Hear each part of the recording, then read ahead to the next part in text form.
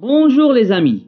Aujourd'hui, on va attaquer un grand morceau de la conjugaison française, un ton qu'on emploie souvent lors de nos conversations. C'est le passé composé.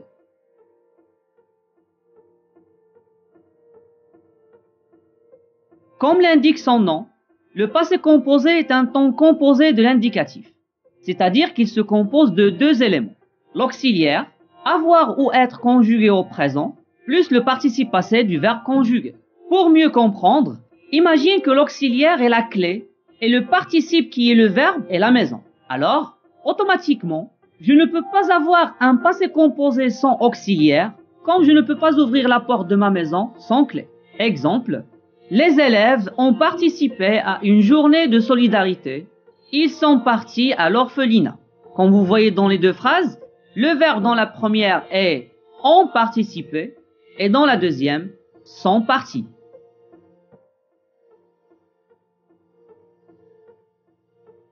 Contrairement à l'imparfait qu'on utilise pour décrire, le passé composé est employé pour, premièrement, raconter un fait dans le passé, ensuite, l'action exprimée commence et se termine au passé, ça veut dire elle est achevée, pour indiquer l'action principale de la phrase.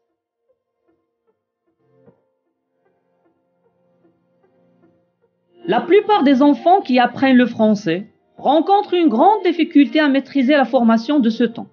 Pour ceci, à chaque fois que tu conjugues au passé composé, rappelle-toi que tu as deux mains, deux pieds, deux oreilles, deux yeux. Et pour conjuguer, tu as besoin de deux mots. L'auxiliaire avoir ou bien l'auxiliaire être conjugué au présent plus le participe passé du verbe. Exemple, cette association a distribué des aides aux démunis.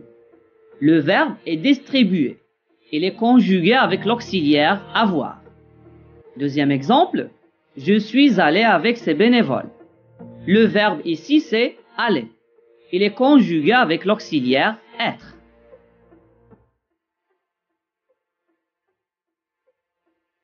Commençons avec l'auxiliaire être, avec lequel les participes passés s'accordent en genre et en nombre. Les verbes qui se conjuguent avec l'auxiliaire être se divisent en deux grandes parties. Les verbes pronominaux, comme par exemple se laver, se lever, se brosser, etc. Je vous laisse maintenant avec cet exemple de conjugaison.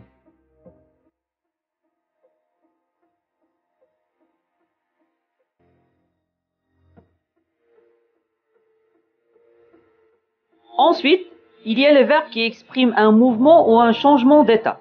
Ces verbes sont 15 et si tu veux les maîtriser, mémorise-les en paires. Entrer, sortir. Monter, descendre. Passer, rester. Retourner, tomber. Arriver, partir.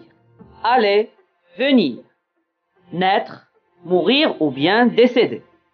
Attention, il y a des verbes qui peuvent se conjuguer avec les deux auxiliaires, comme monter, descendre, sortir, passer, entrer, retourner. Par exemple, je suis passé à côté de l'orphelinat. J'ai passé un contrôle. Comme vous remarquez, dans la première phrase, le verbe est suivi d'un complément circonstanciel de lieu. Alors, automatiquement, l'auxiliaire qu'on doit employer, c'est être. Par contre, dans la deuxième phrase, on trouve que le complément d'objet direct se place après le verbe. Donc, on doit employer l'auxiliaire avoir.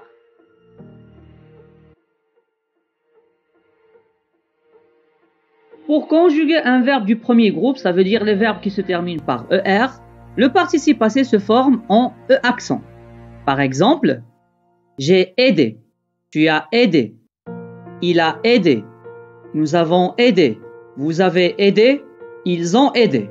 Deuxième exemple avec un verbe qui se conjugue avec l'auxiliaire être. Je suis arrivé, tu es arrivé, il est arrivé, elle est arrivée, nous sommes arrivés. Vous êtes arrivés, ils sont arrivés, elles sont arrivées. Pour conjuguer un verbe du deuxième groupe, ça veut dire les verbes qui se terminent par IR, le participe passé prend un I. Par exemple, j'ai fini, tu as fini, il a fini, nous avons fini, vous avez fini, ils ont fini. Pour conjuguer des verbes du troisième groupe, Vous devez mémoriser ces participes passés que vous voyez devant vous. Après, vous pouvez conjuguer soit avec l'auxiliaire être ou bien avec l'auxiliaire avoir, selon le cas bien sûr.